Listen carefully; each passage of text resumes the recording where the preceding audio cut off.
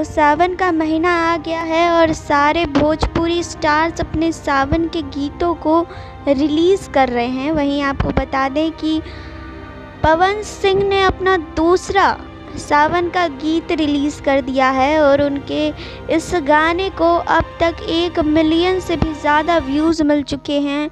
लोग उनके गाने को काफ़ी पसंद कर रहे हैं और इसकी खुशी पवन सिंह ने खुद अपने फेसबुक अकाउंट पर दी है कि वो कितने खुश हैं कि कुछ ही घंटों में उनके फैंस ने उनके गाने को इतना ज़्यादा पसंद किया है।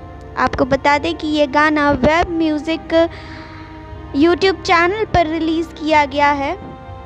इस गाने को पवन सिंह और प्रियंका सिंह ने मिलकर गाया है। वहीं इसके लिरिक्स अरुण बिहारी ने लिखे हैं और इसके म्यूज़िक को डायरेक्ट किया है छोटू रावत ने। जी हाँ, तो आपने अगर ये पवन सिंह का गाना नहीं देखा है तो यूट्यूब पर जाकर वेब म्यूज़िक पर इस गाने को आप देख सकते हैं और हमें बताइए कि आपको ये गाना कैसा लगा। बाकी और खबरों के लिए जुड़े रहिए हमारे साथ।